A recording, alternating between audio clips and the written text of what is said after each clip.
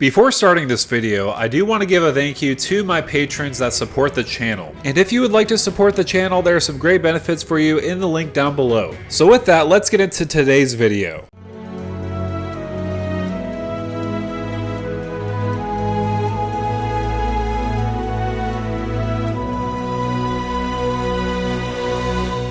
Hey, what's going on YouTube? This is Devin coming back at you with another video today on Pub Stomp MTG. In this video, I wanted to talk about some commanders that might have been overlooked over some other commanders. Lord of the Rings unloaded so many legendary creatures, it's absolutely ridiculous, but I love it nonetheless. So with this video, I wanted to discuss some commanders you may have missed while looking through some of the cards in the set, or you might be building one of them and you need some inspiration for that. There are so many Lord of the Rings commanders. I wanted to cover all of them, but honestly, if I had to make a video for every single one of them, it'd be way too long of a process, so I'm going to be breaking some of them down in one video. And so the first one I want to discuss with you today is more of a Rule 0 topic, mainly because I believe Legolas and Gimli should have been partners. We had Frodo and Sam as partners, as well as Merry and Pippin. So again, these are not technically legal partners with Gimli of the Glittering Caves and Legolas Greenleaf. So again, they are not legal together because they don't have the partner with. So if you do have a Rule 0 discussion and you're talking to somebody that may not want you to play Legolas and Gimli as partners together, you could use Gimli Mournful Avenger as the replacement commander. Mainly because we are in Gruul colors and we do have a little bit of a legendary theme as well as a 1/1 counter theme. But if your friends are okay having these two as partners, more the merrier. I do feel like these should have been partners because they have some similar abilities with each other. So first of all, Gimli does have first strike. Whenever another legendary creature enters the battlefield under your control, you put a 1/1 counter on Gimli. Whenever Gimli deals combat damage to a player, you create a treasure token. So it does have double strike, so you can make 2 treasure tokens off him if you connect with a player. So also with Legolas, he does have reach. He can't be blocked by creatures with power 2 or less. Whenever another legendary creature enters the battlefield under your control, you put a 1/1 counter on Legolas Greenleaf, and whenever he deals combat damage, you draw a card. So this is a pretty combat focused deck. Gimli wants to connect so that you can get some treasure. Legolas wants to connect so that you can get some card draw. They both have that same ability of putting 1/1 counters on them. I did also want to add Strider, Ranger of the North, mainly for flavor reasons. Plus he's in Gruul colors. It does have landfall. Whenever a land enters the battlefield under your control, target creature gets +1/+1 until end of turn. Then if that creature has power 4 or greater, it gains first strike until end of turn. So that could be pretty useful, especially with Legolas, so that we could connect first and get some card draw, and then the rest of our creatures could swing in. I did also want to bring your attention to the Doors of Durin, mainly because it's a great Gruul card. Whenever you do attack, our commanders are attacking so much. We're going to be doing this ability so much. Whenever you attack, you scry 2, then you may reveal the top card of your library. If it's a creature card, put it onto the battlefield tapped and attacking. Until your next turn, it gains trample if you control a dwarf, and hexproof if you control an elf. So again, I feel like this was made with Gimli and Legolas in mind. It has that ability with a dwarf and also with an elf. This is just a match made in heaven. For me personally, this does feel a little bit like an insult to injury, mainly because Legolas and Gimli deserve to be partners. But it does have a great effect getting creatures on the battlefield. Also, I did want to give a quick mention to friendly rivalry. Of course, Gimli and Legolas are counting left and right who's going to get the more kills. So for me personally, this was more of a flavorful way to add spice into your deck. I don't think it's super powerful, but again, the flavor is off the charts with this one. I did also want to add Gimli's father into the mix, Glowing Dwarf Emissary. So because we are playing a lot of legendary creatures, we're going to be making so much treasure tokens off of this ability. Unfortunately, it's only once per turn, but again, that's completely okay. Getting 1 treasure is enough. Plus, if we do have a lot of treasure lying around and if somebody has a Blightsteel Colossus, we could goad that Blightsteel Colossus so it's not swinging towards us, it's swinging towards somebody else. Also, I did want to bring your attention to Éomer, mainly because he does have haste. Whenever one or more attacking legendary creatures you control die, untap all creatures you control. After this phase, there's an additional combat phase. This only triggers once per turn. So Blade of Selves is an auto include with Éomer because you can get infinite combats with him, but either way, we have a lot of legendary creatures on the battlefield. We can swing away, some of them will die, we'll get an extra combat on top of that, and we can take advantage of drawing cards with Legolas and getting treasure tokens with Gimli. Since we are in a legendary theme, I thought I had to include Bard class for bringing something from Dungeons & Dragons into Lord of the Rings, but this is absolutely critical, mainly because, again, we have a lot of legendary creatures on the battlefield, might as well take advantage of that. We could buff up our legendary creatures when they enter the battlefield, we could also reduce the cost of our legendary spells, and we could also get semi-card advantage. There's so much to like about this card, that's why I had to include it when talking about Legolas and Gimli, especially with a legendary theme. So those are some of the cards I did want to discuss with Gimli and Legolas. I didn't want to do a full-blown deck tech with them. I'm going to talk about some other cards in a little bit, but I mainly wanted to talk about these two because of course they were absolutely deserving to have the partner pairing.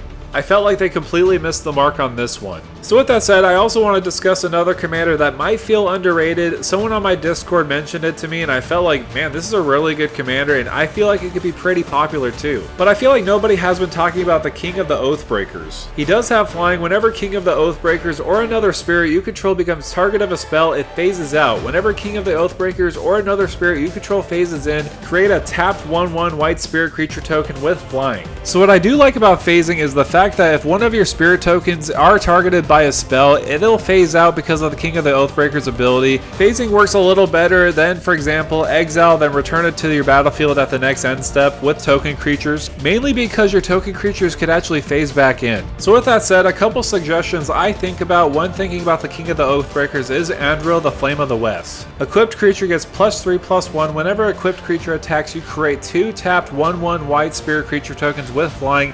If that creature is legendary, instead create 2 of those tokens that are tapped and attacking. Of course, with the King of the Oathbreakers, you want to be putting as much spirits on the battlefield as possible so that you could overwhelm your opponents. Also, I will say it's pretty flavorful to overwhelm your opponents with spirits because that's how the books and the movies described it. So there's also another spirit in the set with the Grey Host reinforcements. It does have flying and ward 3. When it enters the battlefield, exile target player's graveyard.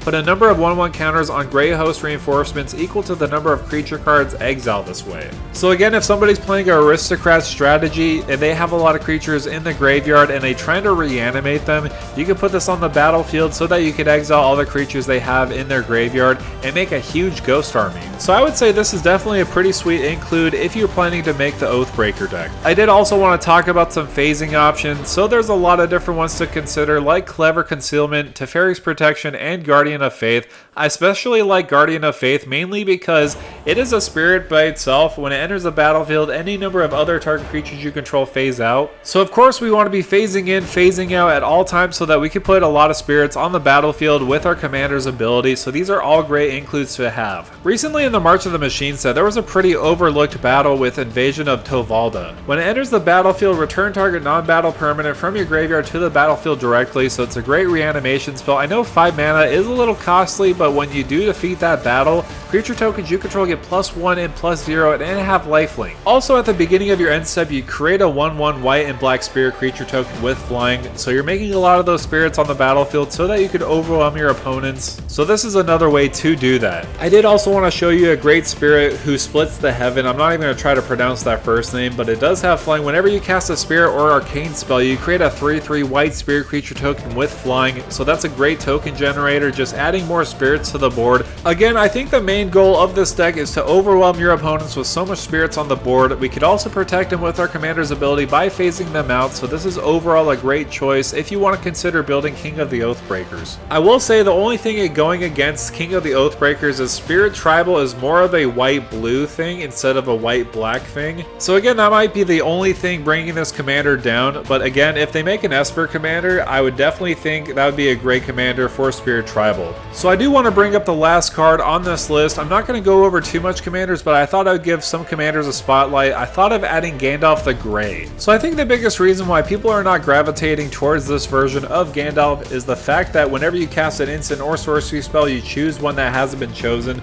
So if you could choose any of them at any time, I think it would be a little bit more busted. But since you are limited to cards that you haven't chosen, I do feel like this version of Gandalf may have fell from grace because of that. Also, if you don't have any flicker spells and you use all 4 of those abilities, you can't choose any of those abilities after they've been chosen. So this version of Gandalf falls victim to that common theme of is it having a spellslinger theme. But it does make sense because Gandalf is a wizard. He's going to be casting a lot of different spells. So of course I did want to add some spells like Flame of Anor and also Gandalf's Sanction. I do feel like Flame of Anor is actually pretty busted by itself. If you do have a wizard, you could choose 2 of these abilities instead of 1 ability. So it does have 3 modes. Target player draws 2 cards, destroy target artifact, or deals 5 damage to target creature. creature. So for 3 mana, you get all these choices. I do feel like this is pretty powerful by itself. Also on a side note, Gandalf's Sanction is also pretty good too, especially if we do have a lot of instant and sorcery cards in our graveyard. We could deal damage to a target creature based off the X amount of instant and sorcery spells we do have in our graveyard. Excess damage will be dealt to that player's controller. So I did want to quickly go over this because of course it's Gandalf after all. We want to make as much Gandalf themed cards in the deck. Because we're playing Gandalf and we're playing a lot of instant and sorceries, we must have Glamdring. I do wish they added a little bit more to that title, like Glamdring the Foe Hammer. But this equipment is not half bad. Equipped creature has first strike and gets +1/+0 for each instant and sorcery card in your graveyard. Also, it does have a great ability. Whenever a equipped creature deals combat damage to a player, you may cast an instant or sorcery spell from your hand with mana value less than or equal to the damage without paying its mana cost. So if we do have more instant and sorcery spells in the graveyard, the bigger Gandalf will get, and when he gets bigger, we can cast more spells for free. So I do like what this card does have to offer in a Gandalf deck. I did also want to add another version of Gandalf with Gandalf Friend of the Shire, mainly because it does have flash and you may cast sorcery spells as though they had flash. That by itself is pretty powerful for 4 mana. We're not really going to be dealing with the Ring Temptation mechanic in this deck, so that's kind of useless, but as far as everything goes, that ability of casting sorcery spells as though they had flash is absolutely incredible, so I did think it would be a fun include to add to the deck. I did think, however, Gandalf's best friend would be Displacerkin, so that we could keep on reusing those abilities when we cast instant or sorcery spells. So with Displacerkin, whenever you cast a non-creature spell, exile up to 1 target non-land permanent you control, then return that card onto the battlefield under its owner's control. So when we do cast an instant or sorcery with Gandalf, we could use one of those abilities, then Displacerkin will blink him so that a fresh new Gandalf will be on the battlefield, so that we can reuse that same ability if we wanted to again. So move over, dogs. Cats are man's best friend, or should I say wizard's best friend, at least when it comes to this scenario. However, that's going to do it for me, guys. Thank you guys so much for coming by and watching this video. For these specific commanders, I do want to say there's probably more legendary creatures in this set than ever before in any other set. So there are so many legendary creatures. Let me know down below, is there a commander that you would like to discuss or talk about? I know there's some underwhelming ones, or even some that I may have forgotten, because again, there's so many legendary creatures in this set. So with that said, make sure to like, share, and subscribe to the channel, and with that out of the way, thank you for stomping by.